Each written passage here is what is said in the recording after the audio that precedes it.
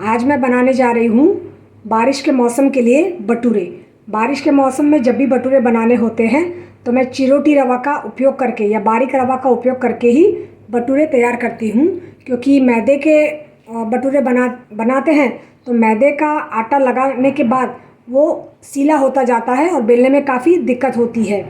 और जो चिरोटी रवा होता है वो मॉइस्चर एब्जॉर्बेंट होता है, तो बारिश के गीले सीले मौसम में चिरोटी रवा से तैयार किए हुए भटूरे बेलने में काफ़ी आसानी होती है एंड सेहत के लिए भी काफ़ी सेहतमंद होते हैं। तो मैंने सम्राट ब्रांड का चिरोटी रवा, सूजी नहीं लेनी है, चिरोटी रवा ही लेना है। ये 200 ml कप है मेरा, ये पूरा भर के मैंने बारीक रवा लिया हुआ है। एंड ये 50 ml का मेरा कप है, ये पूरा भर के मैंने गेहूं का महीन आटा लिया हुआ है।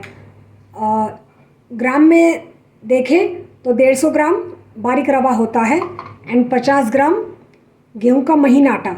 अब मैंने ये छान के मैदे की छन्नी से छान कर दोनों को अब मैं मिला रही हूँ। पहले मैंने छान लिया, अब इन दोनों को मैं अच्छे से मिला रही हूँ। मिलाना ज़रूरी है। मिलाने के बाद मैंने 100 ml पानी लिया हुआ था। 100 ml पानी में मैंने 1.25 ग्राम जितना नमक पिघला लिया हुआ है। ये 1.25 ग्राम जितना नमक मैंने 100 ml पानी में पिघला लिया हुआ है। पिघलाना ज़रूरी है। अब इसमें मैं मोयन करूँगी। तो मोयन मैं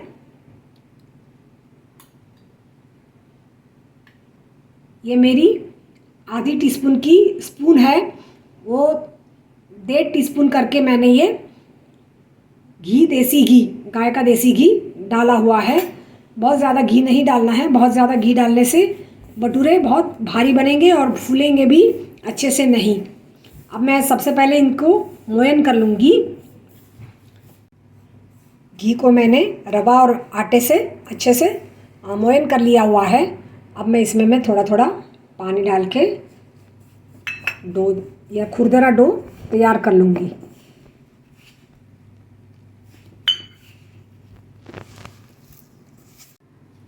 देखो, एक बढ़िया सा, न ज़्यादा सख्त और न ज़्यादा नरम, ऐसा डो तैयार हो चुका है। अब आप 90 ml पानी लोगे तो भी चलेगा। बहुत ज़्यादा सख्त नहीं और बहुत ज़्यादा नरम भी नहीं है, ऐसा ये डो तैयार होना ज़रूरी है। अगर ज़्यादा नरम होगा तो पूरियाँ तलते समय पिचक जाएगी, वो ऊपर उठेगी नहीं, और ज़्यादा सख्त होगा तो भी ऊपर उठेगी नहीं, फूलेगी नहीं। तो ये कंसिस्टेंसी एकदम परफेक्ट है। अब इसे मैं थोड़ा घी से चिकना करके इसे एक बाउल में रख दूँगी। इसे 5-7 मिनट के लिए ढक के अब मैं रख दूँगी। तब तक मैं दूसरी तैयारी कर लेती हूँ। गूंदा हुआ भटूरा का जो डो था उसमें से मैंने एक समान 10 गोले तैयार कर लिए हैं। अब मैं बारी बारी से इसके भटूरे बेलूँगी। और उससे पहले मैंने ये चकला लिया हुआ है, चकले पर थोड़ा घी लगा लिया एंड बेलन को भी थोड़ा घी से ग्रीस कर लिया। 20 सेंटीमीटर डायमीटर की मेरी मठार की भारी तले वाली स्टील की कढ़ाई है। इस कढ़ाई में मैंने 250 ml मूंगफली का तेल भरा हुआ है और 3 बर्नर वाली सिगड़ी के मध्यम बड़े बर्नर पर मैंने तेज आंच पर तेल को 60 सेकंड के लिए गर्म कर लिया है। दूसरी बात, झारा लिया हुआ है और प्लेट के ऊपर झारा रखा हुआ है भटूरे तलने के लिए। ये थाली है, तले हुए भटूरे इस थाली में रखने के लिए। अब मैं बेल के आपको दिखाती हूँ।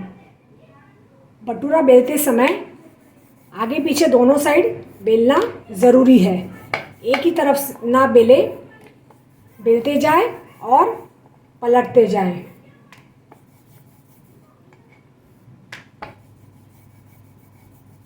दोनों तरफ से समान रूप से वो पतला होना चाहिए, नहीं तो एक तरफ वो बहुत मोटा हो जाएगा और दूसरी तरफ पतला रहेगा।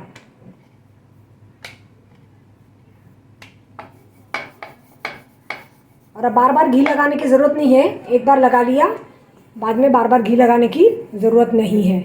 ये अच्छे से बेला जा चुका है। 13 सेंटीमीटर डायमीटर का एक भटूरा मैंने बेल लिया हुआ है, न मोटा न पतला।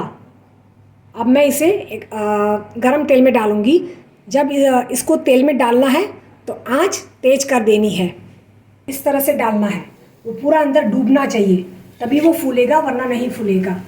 पहला भटूरा होने में थोड़ी देर लगती है, बाकी के आराम से तैयार होने लगेंगे। भटूरा बेलते समय पहले थोड़ा बढ़ा ले और आगे पीछे करते समय ध्यान इतना रखें कि भटूरे की किनारी को या किनारे पे बेलन चलाना है, क्योंकि जब हम भटूरे तेल में डालते हैं तो वो किनारे से ही फूलना शुरू होता है। अगर किनारे बहुत मोटे रहेंगे तो वो ऊपर उठेगा नहीं। अब इसे पलट देती हूँ। अलट पलट के किनारे पर बेलन चलाना है। किनारे पे बेलन चलाने से भटूरा अच्छा फूलेगा।